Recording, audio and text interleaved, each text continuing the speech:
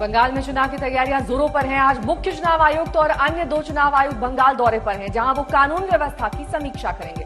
BJP लगातार ममता सरकार की कानून व्यवस्था को लेकर हमला बोलती रही है। खुद राज्यपाल भी सवाल उठा चुके हैं। ऐसे में अब सभी पार्टियों की नजर चुनाव आयोग के दौरे पर है।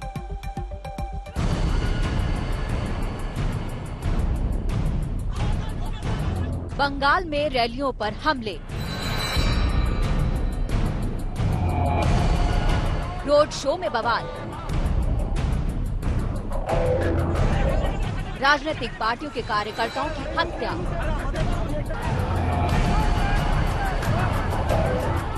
टीएमसी बीजेपी कार्यकर्ताओं में झड़प,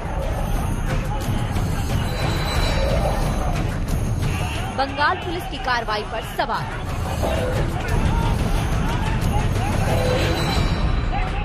ममता सरकार की कानून व्यवस्था पर ऐसे कई सवाल उठाती रही है बीजेपी। बात चुनाव आयोग तक पहुंच चुकी है। ममता दीदी की सरकार के खिलाफ एक्शन की मांग तक हो चुकी है। बीजेपी कह रही है बंगाल में अशांति के बीच शांतिपूर्ण मतदान कैसे हो। टोलबाजी करने में नंबर 1 है, भ्रष्टाचार में नंबर 1 है, परिवारवाद चलाने में नंबर 1 है, हिंसा करने में नंबर 1 है, बम धमाकों में नंबर 1 है, कार्यकर्ताओं की हत्या कराने में नंबर 1 है।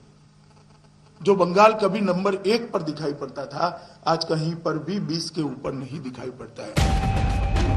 वहीं ममता बंगाल में बीजेपी की एंट्री को लेकर उसकी नियत पर सवाल उठा रही है।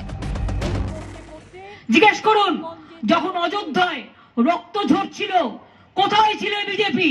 যখন মানভূমে রক্ত ঝরছিল কোথায় ছিলে বিজেপি? যখন বন্দুয়ানে রক্ত ঝরছিল কোথায় ছিলে বিজেপি? যখন বাগমুন্ডিতে রক্ত ঝরছিল কোথায় ছিলে বিজেপি? যখন মানভূমিতে রক্ত ঝরছিল কোথায় ছিলে বিজেপি? মানুষ রাস্তায় বেরোতে পারতো না। बंगाल का इस बार का चुनावी दंगल जबरदस्त है। सत्ता तक पहुंचने का ख्वाब देख रही बीजेपी ने हिंसा के बहाने ममता पर टारगेट करने का कोई मौका नहीं छोड़ा। आरोप प्रत्यारोप के बीच आज मुख्य चुनाव आयुक्त सुनील अरोड़ा, चुनाव आयुक्त राजीव कुमार और सुशील चंद्रा बंगाल दौरे पर हैं। चुनाव आयोग राज्य में कानून व्यवस्था की समीक्षा करेगा। चुनावी तैयारियों को लेकर अधिकारियों से बातचीत भी होगी। मुख्य निर्वाचन आयुक्त सुनील अरोड़ा आज पश्चिम बंगाल के सफर शुरू करेंगे।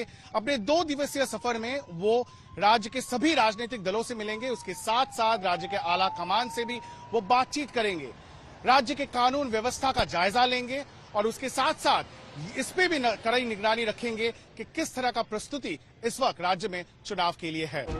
बीते 17 दिसंबर को भी चुनाव आयोग की टीम कोलकाता पहुंची थी।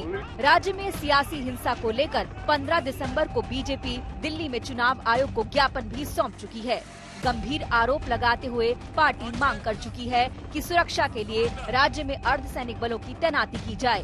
बंगाल में जल्द से जल्द आचार संहिता लागू हो। बंगाल पुलिस टीएमसी की तरह काम कर रही है।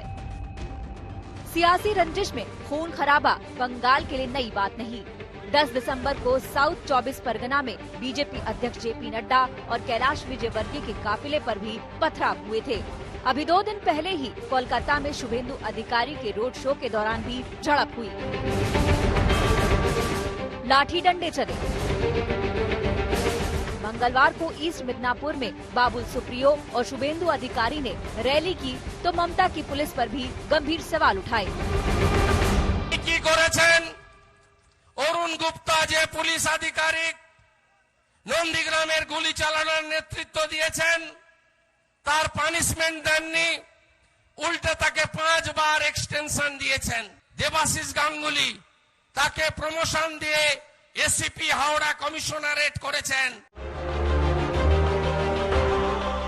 ऐसे तमाम सवालों के बीच बंगाल में चुनाव कराना चुनाव आयोग के लिए बड़ी चुनौती है। दिल्ली से ऐश्वर्या पालीवाल, कोलकाता से तनुश्री पांडे और इंद्रजीत कुंडू के साथ आज तक ब्यूरो।